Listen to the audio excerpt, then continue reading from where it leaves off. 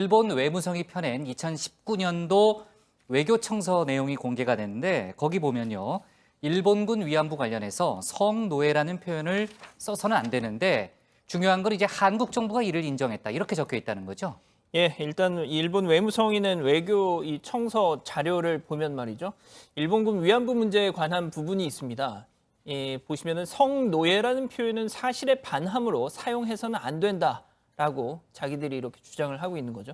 자, 이런 부분은 2015년 12월 위안부 합의 때 한국 측도 확인을 했으며 당시 합의에도 일절 사용되지 않았다라고도 되어 있습니다.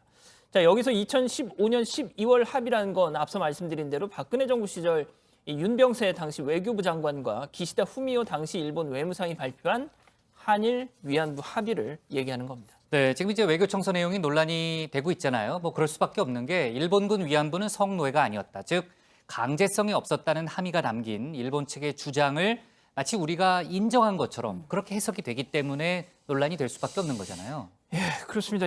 물론 우리 정부는 일반적으로 이 성노예라는 용어는 쓰지 않고 일본군 위안부 피해자라고 표현을 하고 있습니다. 또 일본 위안부 피해 당사자들이 해당 이 표현을 사용하지 않길 원하는 측면도 있기 때문에 그런 거고요.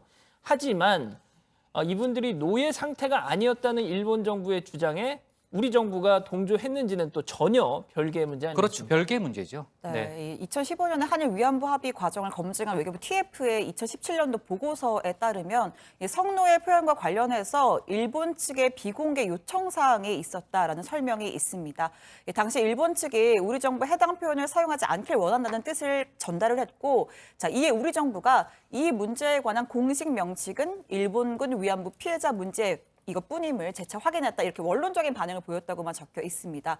그런데 일본이 갑자기 올해 들어서 우리 정부가 마치 그 성노예 표현 사용하지 않는 것에 동의했다 이렇게 좀 오도해서 주장을 펼치고 있는 겁니다. 네, 최근 뭐 경색된 한일 관계와도 무관치 않다는 생각도 들고요.